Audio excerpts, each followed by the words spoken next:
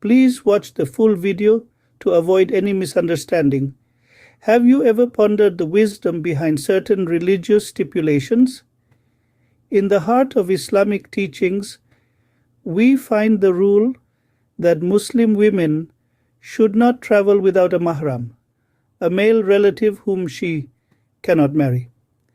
Today, we delve into the logic, wisdom, and compassion behind this rule alongside the scholarly exceptions that highlight its adaptability. The requirement for a Muslim woman to travel with a mahram is not an arbitrary rule, but one deeply rooted in the religion's commitment to safety, dignity, and respect for women. This principle is rooted in a hadith of Prophet Muhammad, peace be upon him, reported by Al-Bukhari, which says, "A woman should not travel except with a mahram." Sahih Bukhari, Book of Traveling, Hadith.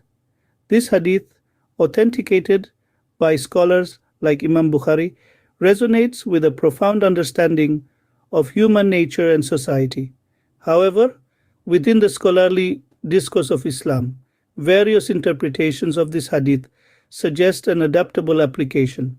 For instance, in Surah An-Nisa, chapter 4, verse 24, the Quran states, وَالْمُحْصَنَةُ مِنَ النِّسَاءِ إِلَى مَا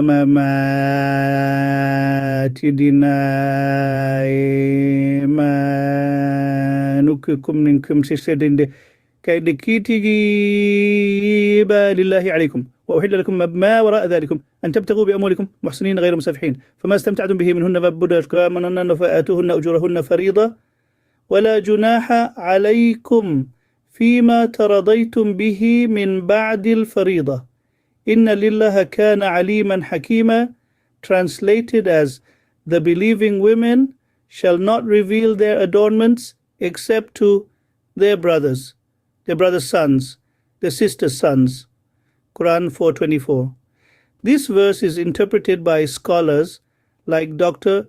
Khaled Abu al-Fadl in his book, Speaking in Allah's Name, Islamic Law, Authority and Women, to mean that a woman can travel with these relatives who are not mahram. Dr. Fadl elaborates, this verse does not stipulate the necessity of a mahram for travel. Instead, it highlights the dignity and respect Islam bestows on women. Speaking in Allah's Name, Islamic Law, Authority and Women, Khaled Abu al-Fadl. Furthermore, Sheikh Yusuf al-Qaradawi, in his book, The Lawful and the Prohibited in Islam, argues that the rule remains applicable in situations where the safety and dignity of women could be compromised. He says, if the journey is safe, such as traveling with a trustworthy group of women, or both men and women, or her travel is a necessity, like if she is a refugee or needs to perform Hajj, then it is for her to travel without a mahram. The lawful and the prohibited in Islam, Yusuf al-Qaradawi. The understandings of these scholars highlight that the rule is not rigid, but is adaptable to the context, maintaining its core aim of ensuring the safety and dignity of women. To summarize, the Islamic rule that a woman should not travel without a mahram is a protective measure deeply rooted in the religion's commitment to the safety, dignity, and respect of women, as explained by Imam Bukhari and Ibn Hajar al-Asqalani.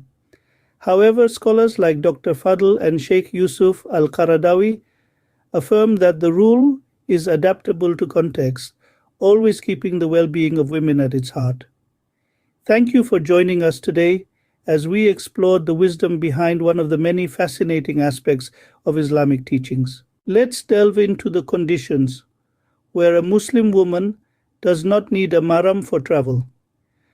This is a topic of great interest and importance, considering the evolving contexts and changing dynamics of our world. In the hadiths, there is mention of a specific mileage beyond which a woman should not travel without a mahram. The Prophet Muhammad, peace be upon him, is reported to have said, It is not lawful for a woman who believes in Allah and the last day to travel a journey of a day and a night except with a mahram.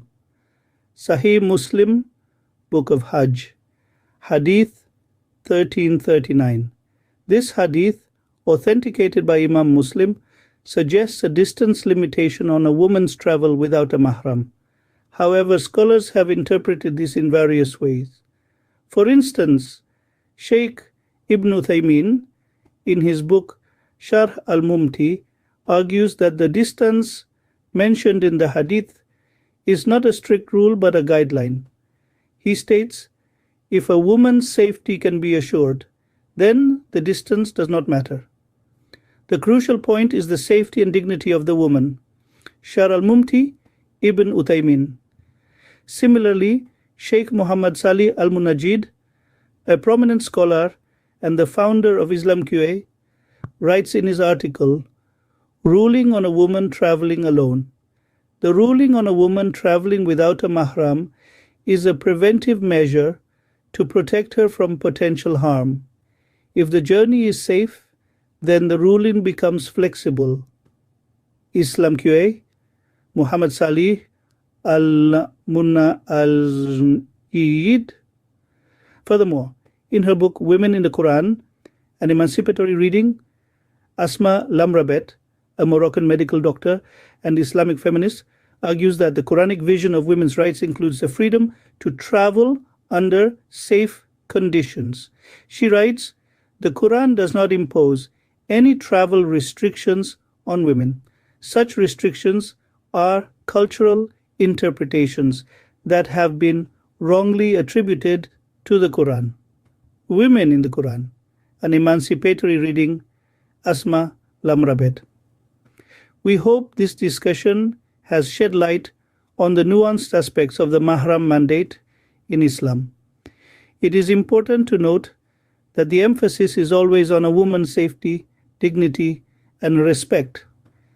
The interpretations of these scholars underline the adaptability of Islamic teachings to evolving contexts, always keeping the well-being of women at its heart. So, until our next enlightening discussion, stay curious and keep exploring. Do not forget to click on the like, subscribe, and share buttons.